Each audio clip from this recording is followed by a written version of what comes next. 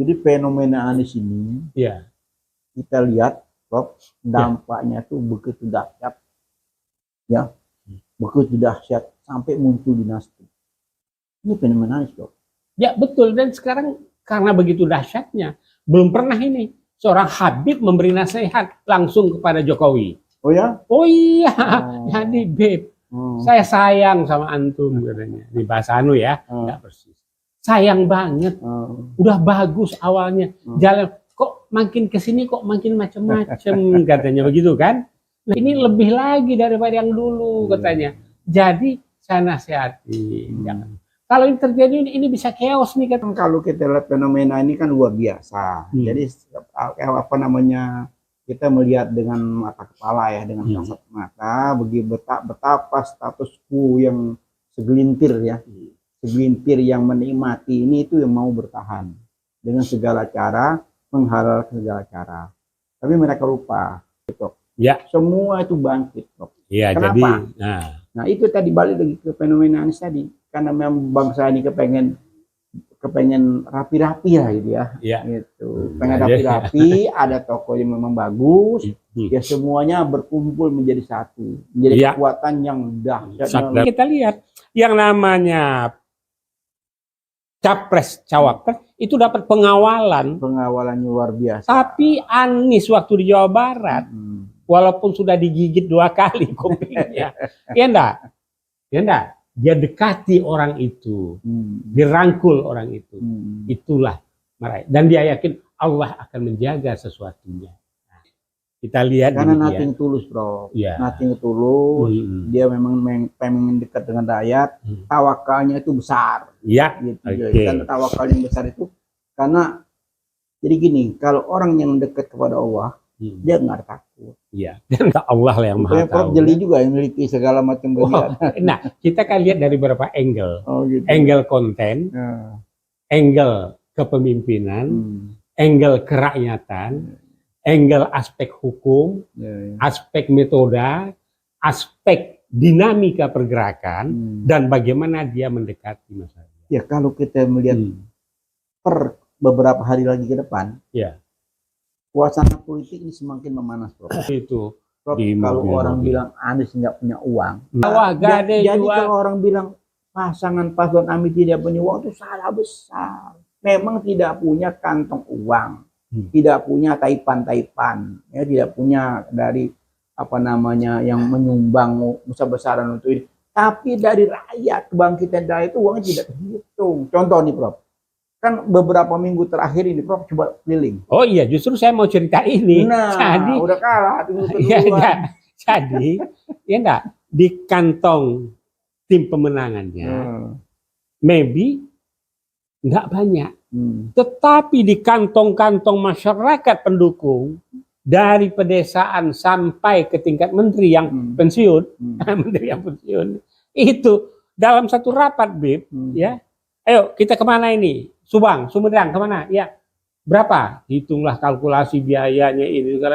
Waduh, ini 16 juta. Gimana? Udahlah, saya 2 juta, 1.500.000. Itu yang saya bilang tadi. Dan ini Allah menyaksikan dan saya hadir dalam rapat itu. Jadi itulah dinamika.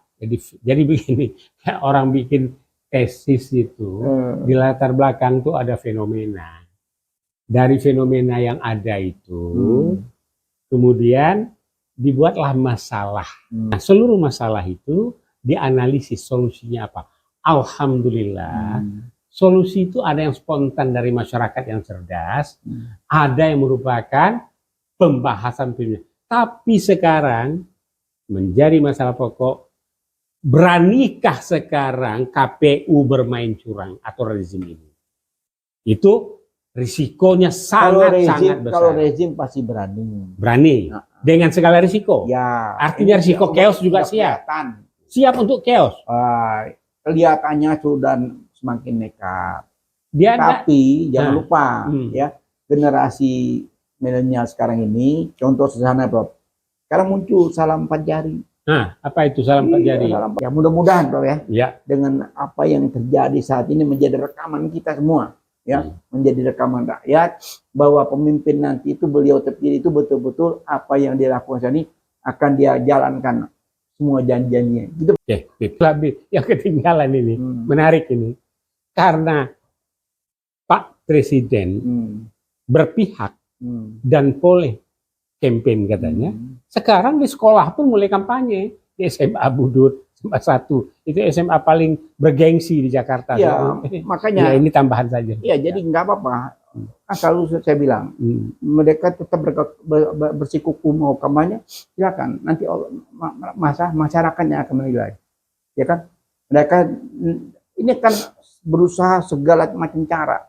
Ya, segala macam cara akan tetap mau kampanye, mau mempertahankan kekuasaan ini dengan segala macam cara dan menghalalkan segala cara. Ya akhirnya berdampak positif buat kita.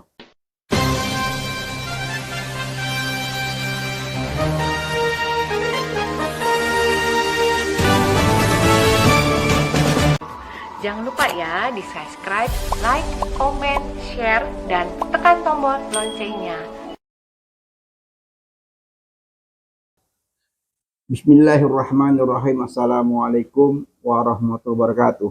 Waalaikumsalam warahmatullahi wabarakatuh. Bib sehat, segar. Alhamdulillah, Masya Allah. Ini ergonomik, ya, kemudian dekorasi, ya, ruang studio dengan modifikasi, ya, pertemuan Barat dan Timur ini kelihatannya. Dengan menyambut 2024 toh. Oh, jadi ya. Kita berusaha keras ya. Di mana-mana perubahan terjadi kita mendahului. Ya. Jadi awal Januari 2024 kita studio kita sudah semakin keren. Ya. Gitu, dengan tampilan ukiran. Ini ukiran Prof, bukan ukiran cuma ukiran ini. Mungkin hanya ada satu nih Prof. Jadi ukiran Pangeran Cheng Ho. Cheng Ho, ukiran yang dibawa ya, itu Islam dari Tiongkok, betul. Bukan Taipan dari Tiongkok, bukan. Jadi ini ada salah satu peninggalan karya ukir ya, oleh suku Konghu yang saya miliki sudah lumayan lama, kurang lebih sekitar 30 tahun. Jadi background kita sekarang ini. Ya, oke, baik. Terus kita bicara apa nih, Bim? Oke, jadi kenapa kita menyinggung Cheng Ho? Itu ada yang perlu kita sampaikan. Oh ya, nanti mengenai itu, Bib, mengenai Cheng Ho ini, itu saya akan ulas secara khusus ini. Bagaimana China, Manchu, ya, Mongol, kemudian masuk ke Indonesia sampai Kertanegara, dan bagaimana perilaku dan budaya Tiongkok ini yang belum diwarnai agama yang baik. Oke, karena di sana itu ada Buddha dan ada Islam. Makanya ini salah satu budaya yang budaya ukir yang ada di sana. Suku Konghu itu yang mengukir. Ini ukiran Cheng Ho yang di belakang kita ini salah satu karyanya. Jadi insya Allah kita banyak kemajuan ya, Prof, ya. Karena di 2024 ya maju. Gitu loh. Nggak ada yang mundur.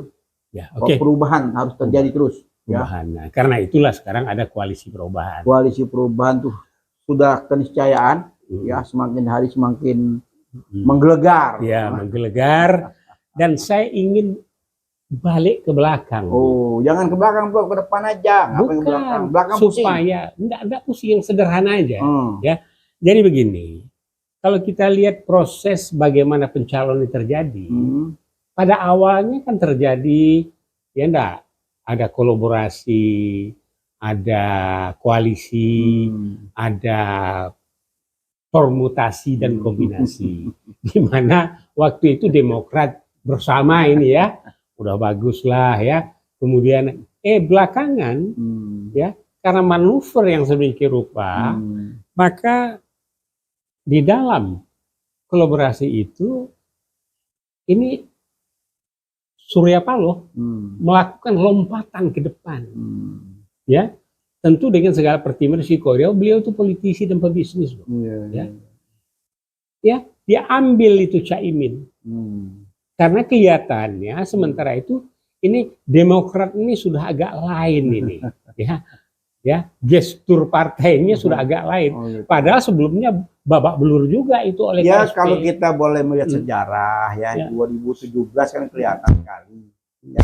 bahwa Demokrat itu tidak humanis, aja, Prof. Iya. Ya, jadi makanya kalau kita ke belakang, kan sejarah membuktikan 2017 pada saat putaran kedua, Demokrat tidak humanis. Iyalah, tapi ini perlu kita sampaikan juga. Iya, biar karena masyarakat bintang tahu. Kejora ini di mana-mana ada benderanya di mana-mana. Iya, Karena saya juga tahu persis. Jadi kita tidak heran apabila saat ini terjadi kembali ke habitatnya sendiri. Ya, nah untuk itu kan banyak itu Formula E lah, JIS lah, rumput lah, kemudian soal 0% ya pembangunan untuk perumahan.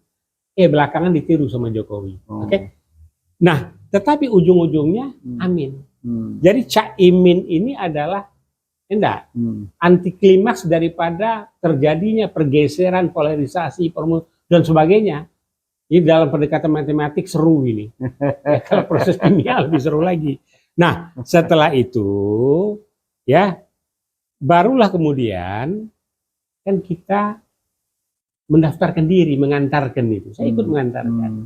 Nah, di situ kelihatanlah ada warna yang abu-abu mendukung, ada yang coraknya semangat dengan gaya mujahidnya, dan seterusnya. Berjalanlah ya.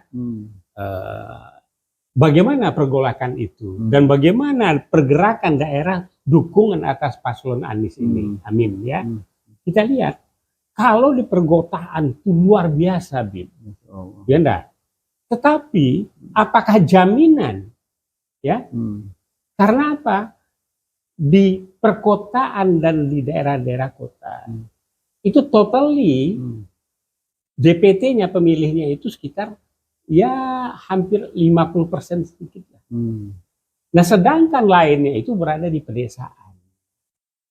Nah, waktu saya roadshow ke Sumatera Tengah, Barat ya, pinggirannya Riau, Jambi, Sumsel.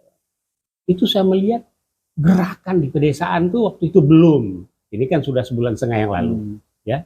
Itu saya 3 minggu lebih, hampir sebulan. Baliho pun tidak ada. Tetapi waktu saya kumpul, waktu ada BIMTEK, waktu ada diskusi ya dengan kelompok-kelompok relawan maupun dengan Partai Masyumi, itu mereka keras dan yakin. Ya. Nah, setelah itu saya lihat ya dari data yang dibuat, survei yang dibuat oleh junior saya, Prof. Dr. Didin S. Damanhuri, IPB, timnya kuat itu. Dan tidak abal-abal, tidak akan melakukan dia kecurangan. Karena apa? Malaikat jaga dia dan ngintip dia kalau bikin macam-macam. So, kita tidak mengenal politik kotor. Islam politik Islam itu menegakkan yang benar. Nah, ini beliau ini pejuang aktivis HMI dan ini. Nah, setelah saya lihat begitu, nah kemudian dalam dinamika tadi kita lihat ya, bagaimana di Medan, bagaimana di Aceh, bagaimana bahkan terakhir Dumai, Bak Purwa, semua itu saya ikuti, bludak. Cuma kita harus hati-hati, bludaknya jangan seperti statementnya EF Saifullah, kerumunan, jangan kerumunan. Kita itu perlu berkumpul, berkerumun, berbagi, menggerakkan ke seluruh jajaran strata dari atas sampai ke bawah. Kalau melihat fenomena, Prof, ya kita melihat contoh sederhana ya. Kemarin belum lama ini kan di Jawa Barat. Ya. Betul. Nah, di Jawa Barat itu ini contoh ya kita melihat. Ini konkret, siapapun tidak bisa membantah ya. Begitu Anies bilang, coba angkat HP-nya, nyalakan HP-nya, rekam. Semua itu Prof yang hadir itu tanpa terkecuali. Itu kita merinding, Prof. Ya, jadi saya melihat itu semacam istiqosah bimbingan teknis untuk pemilihan. Iya, jadi artinya itu kecintaan ya. Cintaan masyarakat bawah, yang grassroots ya. Kita ngomong grassroots itu luar biasa. Dimulai dari Sulawesi Selatan, ya. Sebelumnya di Sumatera Selatan. Memang grassroots itu Prof tidak digerakkan. Iya, jadi betul. Grassroots tanpa baliho, tanpa baliho. Sulawesi Selatan juga baliho juga bisa dihitung. Tapi begitu Anda datang hadir, jutaan orang berlimpah. Iya, nah sekarang yang berkerumun itu harus menjadi gerakan. Gerakan itu harus tercatat di TPS. Nah, ini masalahnya. Ini kita bahas ke sana. Jadi kemudian, ya, belakang ini kan berkembang lagi. Makanya saya gembira sekali terutama sejak 10 hari yang lalu sampai sekarang. Ada BIMTEK bergerak terus. Ya enggak? Dengan aplikasinya 345. Tapi insya Allah 45 aplikasi nanti dengan operational label system, ini dia akan terhubung. Sehingga ujungnya akan kelihatan bagaimana sigma atau total daripada yang memilih Anies itu. Nah, apa itu jubir kampung? Jubir kampung itu sederhana, Bib. Ya, itu kumpul 2-3 jam. Yang disampaikan itu apa? Pemantapan pemilih yang sudah mantap, memantapkan yang masih goyang-goyang, menarik yang lagi linglung. Keempat, menghimbau dari seberang. Masih ada yang linglung? Hah? Masih ada yang linglung? Sedikit. Oh, gitu. Ya. Jadi yang linglung ini bingung dia nih. Karena apa? Memang Anies ini beberapa bulan lalu di grassroots tingkat masyarakat bawah itu masih ada paslon lain lah agak lumayan ya. Nah ini sekarang dibabat melalui jubir kampung namanya. Nah ini sudah terjadi jubir kampung di Magelang, jubir kampung di Bogor, jubir kampung di Jakarta, jubir kampung di Pondok Cabe, di Tangerang, jalan sudah. Kalau tadi jubir itu hanya ada di TV, sekarang masuk kampung. Masuk kampung sudah enggak. Dan ternyata yang jubir kampung pun direkam oleh mainstream, diungkapkan juga. Dan kemudian kentongannya Amin juga dipakai. Kentongan masuk, pakai mic seperti zamannya waktu Idul Adha atau Idul Fitri kan keliling kampung tuh ya. Allahu Akbar. Kalau lagi bulan puasa itu sahur kan begitu.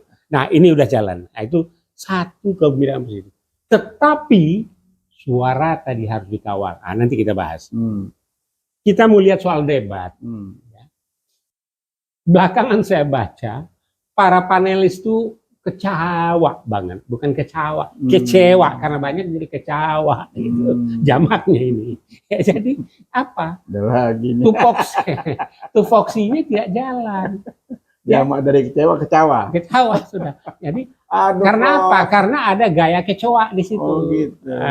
Jadi dilihatlah karena yang dilihat kan kontennya, didalami, dikonter, didebat, solusinya, kemudian pada tataran kebijakan. Kan itu. Ini enggak naik turun, saking serunya malah loncat luar pagar salah satu capres. Nah ini sudah offside ini. Ini sudah kita bahas yang lalu. Nah ini soal debat ya. Konten. Dan debat ini ditonton oleh internasional ini.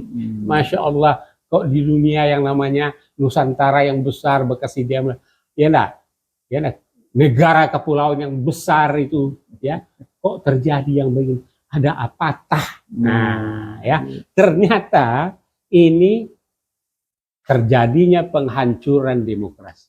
Jadi fenomena Anies ini ya kita lihat Prof, dampaknya tuh begitu dahsyat ya, begitu dahsyat sampai muncul dinasti. Ini fenomena Anies, Prof.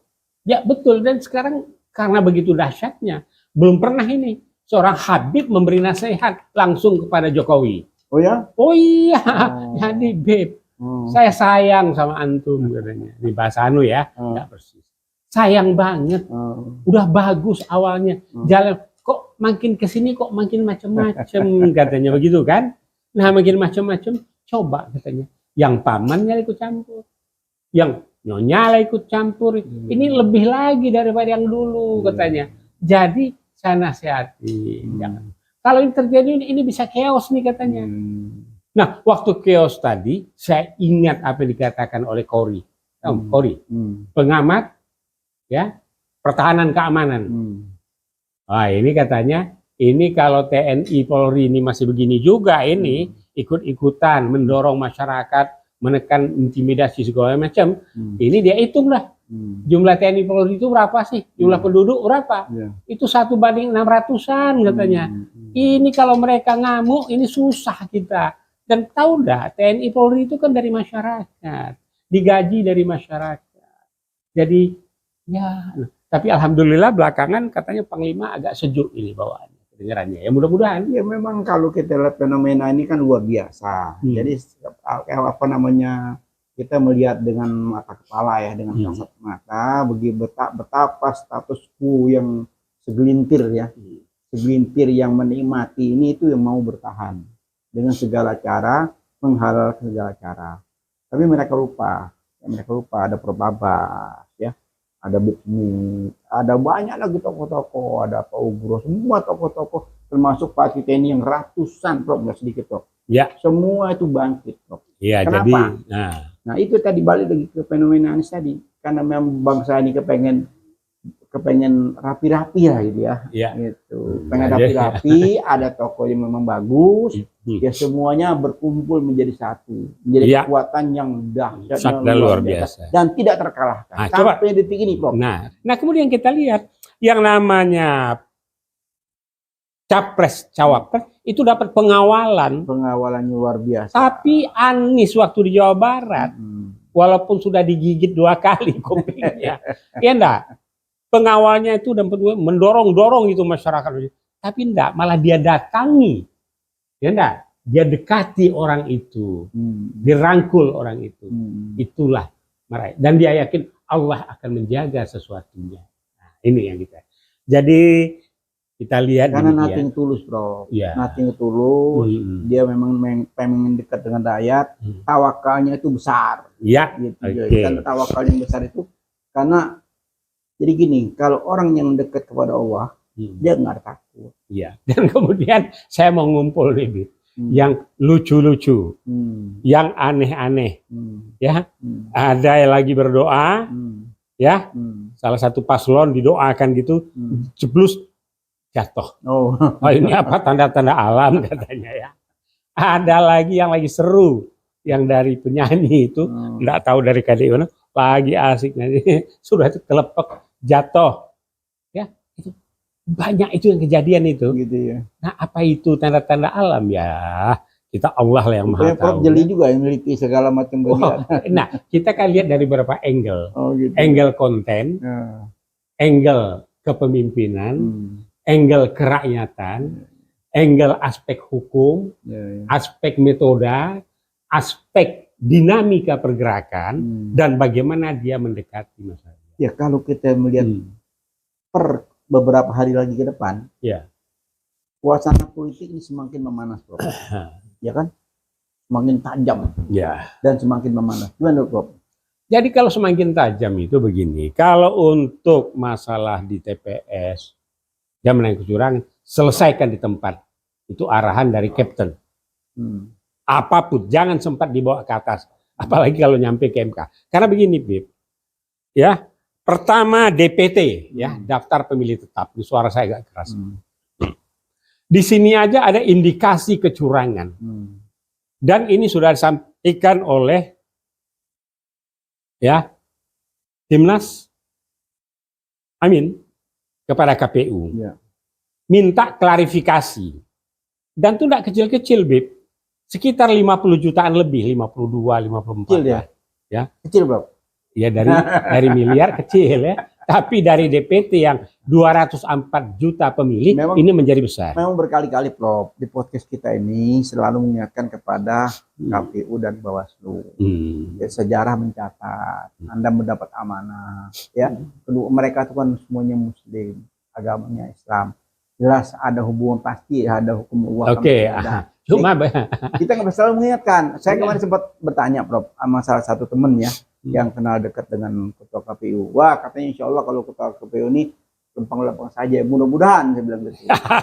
Jadi memang satu kali sholat di KPU, beliau imamnya, saya makmumnya. Tapi setelah itu saya berpikir, saya ingat beliau ini kan Banser ini, ya.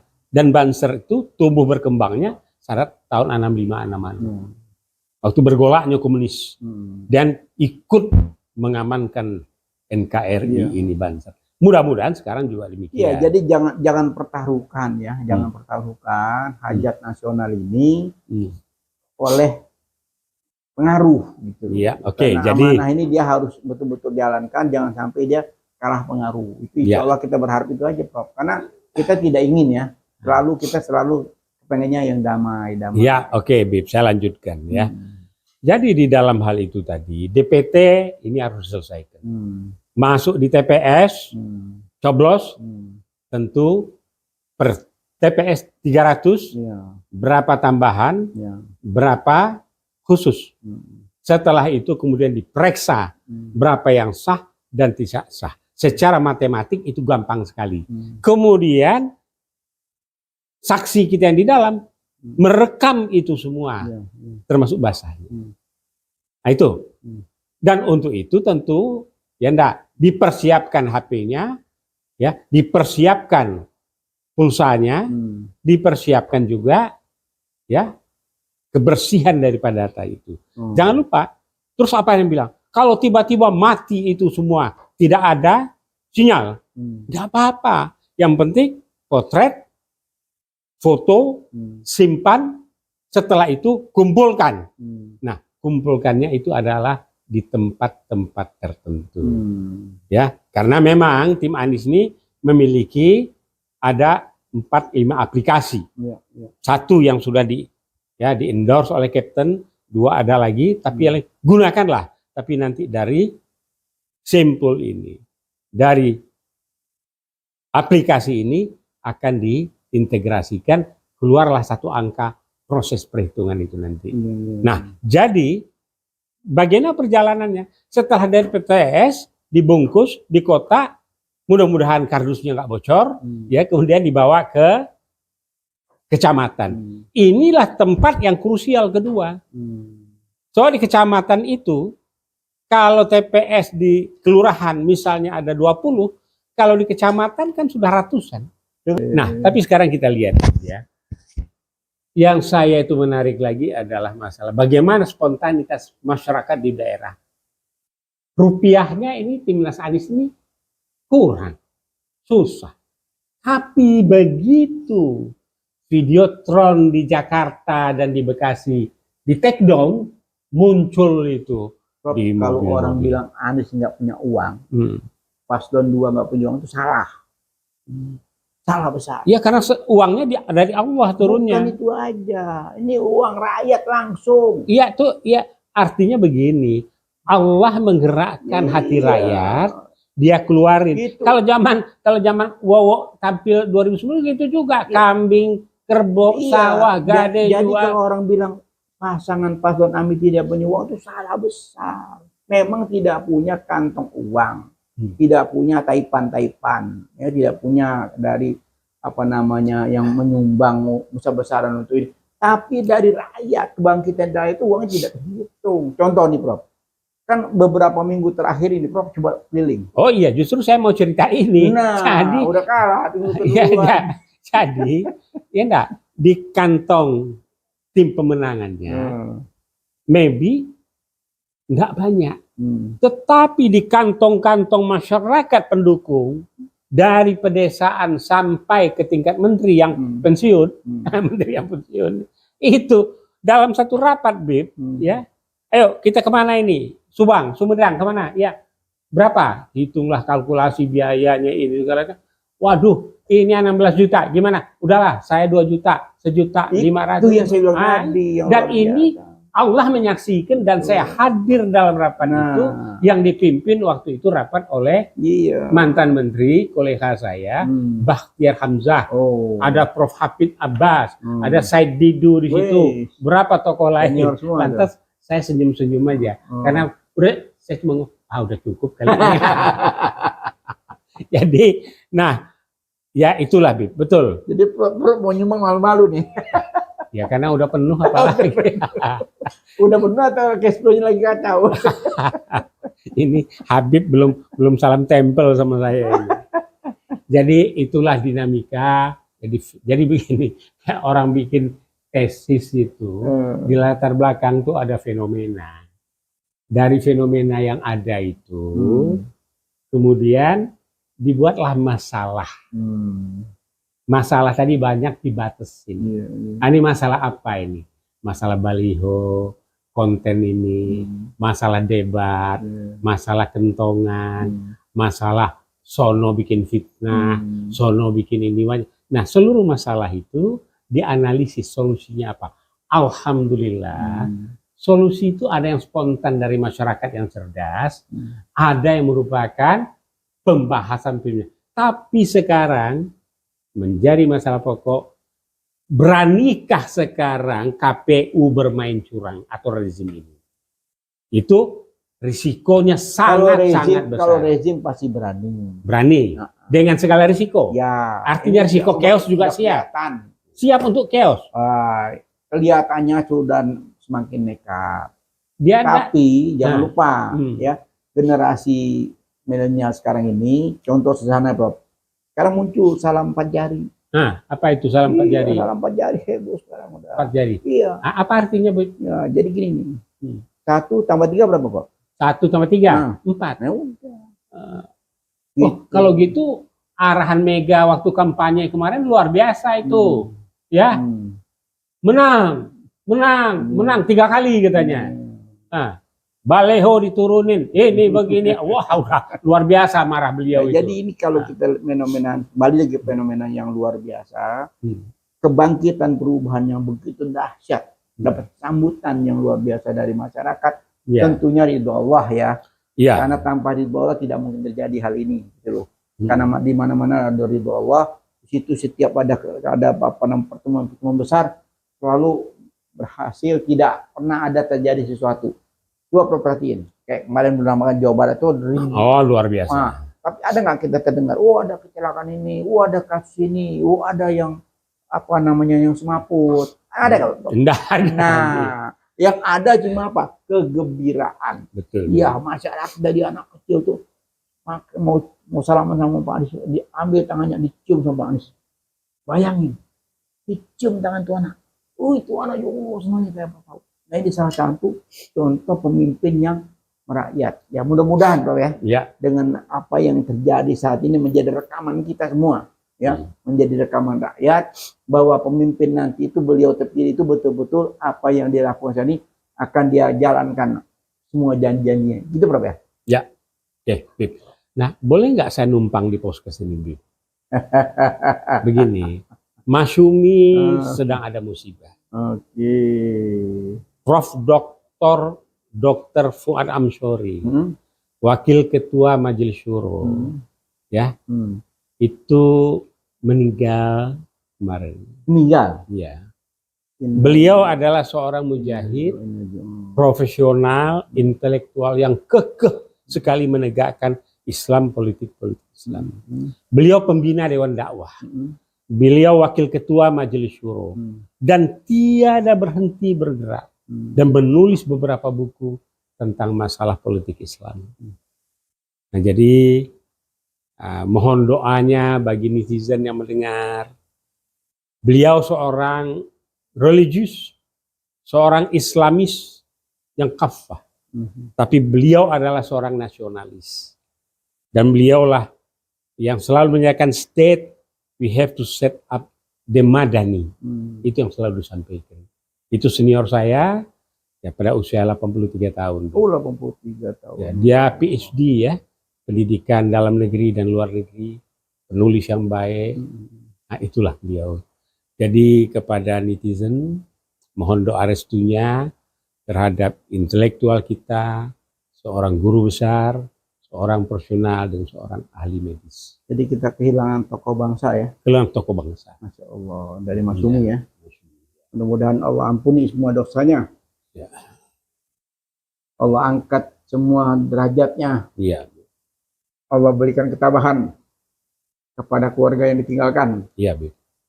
Dan Allah mudahkan semua apa yang dia hajatkan kepada masyarakat. Ilmuannya kepada masyarakat akan terus karena seorang yang menyampaikan panjang hidupnya, ilmunya itu pahalanya tidak terhitung, Bro. Ya. Bayangkan kalau jutaan orang yang diajarkan satu huruf itu pahalanya akan mengalir seumur hidup, tidak akan ada hentinya. Insya Allah pahala-pahala ini yang mengiringi beliau. Ya, itu yang kita yakin. Insya Allah beliau fil jannah ya, di surganya Allah mudah-mudahan. Jadi dalam kesempatan ini ya kita berduka ya. Tapi di samping kita berduka ya memang sudah menjadi suatu batasan ya, karena umur itu tidak lebih dari 100 ya. Hampir rata-rata tuh sudah 70 ke atas sudah apa namanya sudah bonus ya. Iya. Sudah bonus. Dan sampai di usia 83 itu sudah luar biasa ya. Beliau masih bisa berkarya untuk bangsa dan negara ya. Iya. Ya Allah, mudah-mudahan. Dan kemudian satu hal, Hmm. pada kesempatan ini kenapa saya ungkapkan, Hmm. beliaulah yang paling keras untuk mendorong menetapkan Anies untuk calon presiden. Masya Allah. Tentu dengan analisa yang dalam. Dan pada kesempatan ini juga mari kita doakan Prof. Dr. Riza Ramli yang juga kakeknya adalah Mas Yumi almarhum. Gitu. Ya, jadi kita juga cukup sedih ya Prof ya. Banyak sekali pendukung-pendukung Anies yang sudah meninggalkan kita. Yang ada di grup kita ini, di divisi ini ada 2. Ya, waktu itu ada salah satu dosen namanya Marsudi, tak perlu saya namanya. Satu lagi Profesor namanya Ahmad Mubarok. Ya pendiri Demokrat. Pendiri Demokrat. Beliau juga salah satu orang yang luar biasa mendukung ingin perubahan, mendukung Anies di mana ada kegiatan Anies. Beliau selalu hadir. Ya kita bersedih ya. Ya. Bersedih kenapa? Beliau tidak bisa menikmati, Ya. gitu, menikmati dan menyaksikan hasil usahanya dia. Banyak Prof. Ini masih numpuk Prof. Yang sepuh-sepuh ini banyak sekali pendukung-pendukung Anies ini. Ada gurunya, ada dosennya, ada banyak sekali yang masih ke dalam kondisi sakit tapi semangatnya masih menggebu-gebu. Oke, Samsul Habib yang ketinggalan ini. Menarik ini. Karena Pak Presiden berpihak dan boleh campaign katanya. Sekarang di sekolah pun mulai kampanye. Di SMA Budut, SMA 1. Itu SMA paling bergengsi di Jakarta. Ya, makanya. Ya, ini tambahan saja. Ya, jadi nggak apa-apa. Kan selalu saya bilang, mereka tetap bersikukuh mau kampanye, silakan. Nanti masyarakatnya akan menilai. Ya kan? Mereka ini kan berusaha segala macam cara. Segala macam cara akan tetap mau kampanye, mau mempertahankan kekuasaan ini dengan segala macam cara dan menghalalkan segala cara, ya akhirnya berdampak positif buat kita. Baik, buat rakyat. Jadi itulah ya Bib ya. Berita gembiranya snowball kemenangan Anies berjalan. Ya, berita dukanya itu tadi. Jadi saya rasa kita cukupkan sekian dan kita akan lihat kebijakan baru mengenai flow data dari TPS itu tadi. Ya. Insya Allah fenomena Anies dan Pilpres ini berjalan sesuai harapan masyarakat ya. Ya. Kita juga berharap semua keluarga yang ditinggalkan oleh almarhum tadi tetap bisa tabah ya menghadapi, karena ini sudah menjadi kode tua ya. Ya. Karena usia itu tidak akan lebih dari 100 ya. Kita nggak ada yang tahu ya siapa yang duluan ya. Ya, makanya kita yang sudah sepuh-sepuh ini masih terus ya, Prof. Selagi masih hayat. Habib masih milenial. Iya, masih hayat di kandung badan, kita masih berusaha. Saya udah kepalanya 6 sampai mau 7, Prof. 7 hampir mau 8 kan. Nah, tapi kita tetap semangat, Prof. Betul. Karena kita memberikan apa yang kita punya ya, Prof. Apa yang kita punya, apa yang kita mampu sampaikan walaupun satu ayat, Prof. Gitu, insya Allah mudah-mudahan menjadi proses pembelajaran politik ya, karena memang 2024 ini super, Prof. Tidak ada pemilu sebelumnya, tapi ini menjadi hal yang mahal, Prof. Ya. Mahal. Jadi kebangkitan orang untuk berpolitik ini semakin hari semakin luar biasa semangatnya. Ya, Bib. Baiklah, kita akhiri bisik-bisik politik kenegaraan dengan Prof. Abbas Taha dengan segala macam hal yang kita bahas, dari mulai gembira sampai sedih sampai menitikkan air mata. Semoga ikhtiar kami ini bermanfaat buat bangsa dan negara. Wabillahi taufiq wal hidayah. Wassalamualaikum warahmatullahi wabarakatuh. Terima kasih, Prof. Ya.